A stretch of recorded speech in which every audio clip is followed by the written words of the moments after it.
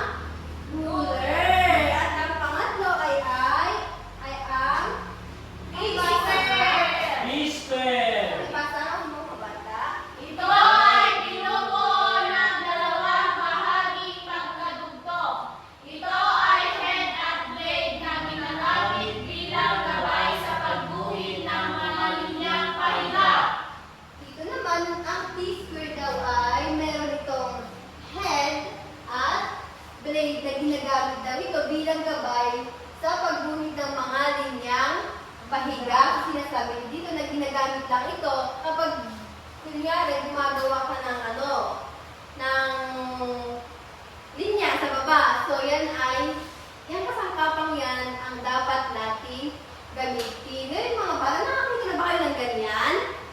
Opo! Saan? Sa paaralan. Tama, meron yan sa paaralan at meron din, gumagamit din ang mga tatay natin ng mga ganyan. Sino ba ang nagkakampintero ang tatay dito? Kami po. Meron ba kayong nakikitang ganyan sa mga kagamitan ng inyong mga tatay? Opo! Tama, dahil yan ang nagsisilbing gabay nila upang makagawa sila ng linyang paghiga. Ngayon naman ay ang protractor. Ito ay ginagamit sa pagkuha ng mga anggulong hindi masusukat ng alinmang triangulo. Ito ay binubuo ng iba't ibang anggulo mula 0 to 180 degrees. Mga bata, sinong may ganito sa inyo? Kami po. Paano nyo ito ginagamit? Ma'am, Sukat. ang bilog po. Tama, maaaring ginagamit ito sa pambilog, pansukat, at sinasabi din dito na binubuo ng iba't ibang mula 0 to 180 degrees. Pakibasa nga po ang kompas, mga bata. Ginagamit ito upang makagawa ng mga hugis, bilog at arko. Ito ay binubuo ng lapis at bahaging matulis. Sino na ang nakakita sa inyo ng ganito? Ayo. Paano ito ginagamit? Alam mo ba kung paano ito ginagamit, mga bata? Pakita nga po kung paano. Padalong po. Tama, ito ay ginagamit natin, nilalagay. Ako lang din. Halimbawa, ito, yung magagawa tayo ng bilog. So yan ay ginagamit. Ito, ilalagay natin ito dun sa gitna. Tapos, paano naman gagawin natin dito sa isang linya? Ikot. Ang galing naman ni Miss Malagda. Ganon ang gamit ng Kompas. Ngayon naman ay ang divider. Pakibasa nga kung ano ang divider, mga bata. Ito ay ginagamit sa paglilipat ng sukat at paghahati-hati ng linya. Hindi ito katulad ng kompas na lapis ang isang bahagi. Ito ay binubuo ng dalawang matulis na bahagi. Ito naman ay parang kompas, pero meron silang pinagkaiba. Dahil yung kompas, yung isang linya nito ay lapis yung nakalagay. Pero ito ay dalawang matulis na, ay binubuo daw ito ng dalawang matulis na bahagi. Dahil ito ay ginagamit upang makapaghati tayo ng Linya. linya.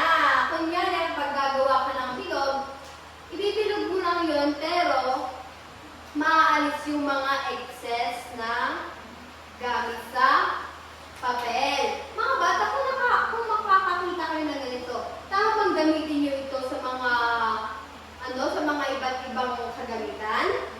Hindi po. Tama, hindi, dahil ito ay delikado sapagkat ito ay may dalawang matulis na bahagi. Dahil ito ay nakalaan lamang sa mga marunong na gumuhit.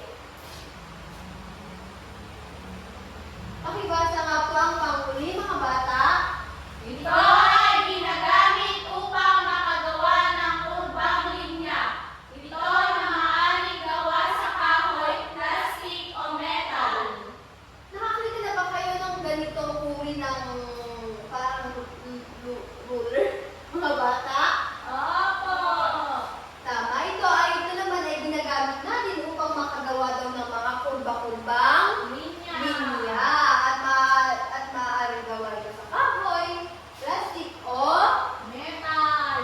tama. Ngayon naman ay dadako na tayo sa materyales. Pakibasa nga kung ano ang materyales, mga bata. Ito ay mga kinakailangang bagay na naubos at nakakatulong upang magawa ang isang gawain katulad ng pagguhit. Ang sinasabi dito ng mga materyales daw ay ito yung mga bagay na nauubos.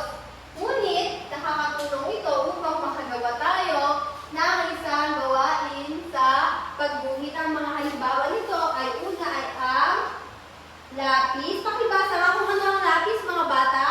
Ito ang pangunahing materyales upang makagawa ng drawing. Tama, ang lapis daw ay ang unang materyales upang makagawa o makalikha tayo ng drawing. Kasi mga bata, isipin nyo, kung walang lapis, makakalikha ba kayo ng drawing? Hindi po. Tama, hindi dahil ito ang sinasabi dito na ito ang daming materyales. Kaya dapat huwag nyo ito kakalimutan kapag gumagawa kayo ng drawing. At ang pangalawa ay ang, pakibasa nga po. Dito ay ginuguhit ang mga nais na larawan. Ito ay inilalapat sa drawing board upang maging maayos ang pagdodrawing. Sino dito ang may papel? Lahat kayo ay may papel at ito naman ang nagsisilbing pag-drawingan natin o pagguhitan natin dahil kung walang papel, saan kayo mag-drawing? Wala! Kaya dapat kinakailangan din natin gumamit ng papel. Ito ay ang masking tape. Pakibasa nga mga bata. Ito ay hindi ginagawa sa papel. Ginagamit ito upang madikit ang papel sa drawing board. Nakakita na ba kayo ng masking tape, mga bata? Yes po! Saan naman ito ginagamit? Sama, ginagamit natin ang masking tape upang idikit ang papel sa drawing board. Dahil kung walang masking tape, sigurado mahuhulog ang papel at hindi tayo makakaguhit ng maayos. Ngayon naman, ang panghuli ay ang pambura. Pakibasa nga ang pambura, mga bata. Ito ay ginagamit upang mabura ang mga hindi nais na guhit ng lapis. Ginagamit naman natin ang eraser upang burahin daw yung mga nais natin burahin kapag tayo man ay magkamali sa pagguhit. At ito din ay importante kasi kung wala ito, tiyak na magiging magulo o hindi magandang tignan ang ating magiging drawing. Kaya huwag natin kakalimutan ang eraser. Ngayon mga bata, magbigay na ulit kayo ng mga materyales na pinag-aralan natin ngayon. Lapis, ma'am. Tama. Ano pa? Bukod sa lapis, ano pa mga bata? Papel, ma'am. Tama. Papel, ano pa? Pampura po. At meron pang isa, yung pinaka. Masking tape, ma'am. Tama. Yan ay ang mga uri ng materials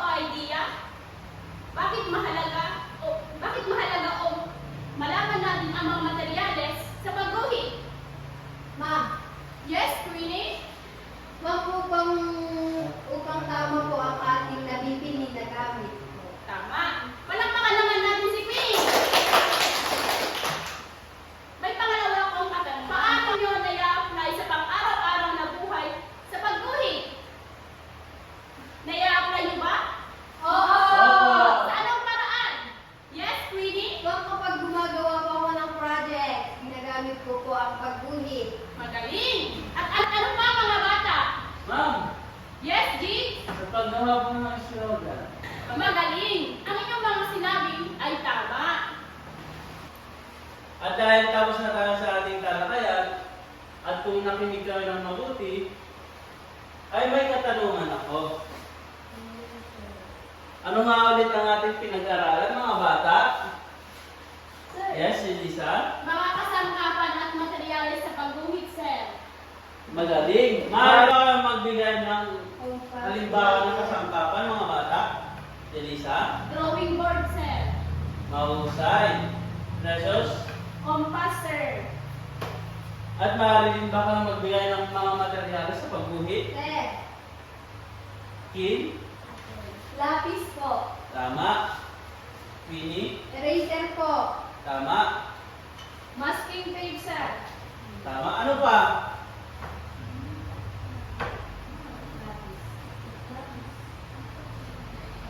Wala na po, sir. At kung wala na, ay dumako na tayo sa ating aktibidad para sa inyo pagkataya. Pakibasa ang panuto, mga bata. Ayusin ang mga nagulong letra at isulat ninyo ito sa malinis na kwaderno. Naintindihan niyo ba ang panuto, mga bata? Oo! Ngayon, maaari na kayo magsimula. Tapos na ba, mga bata? Oo! Kung gano'n, maaari na namin pasa dito sa harapan.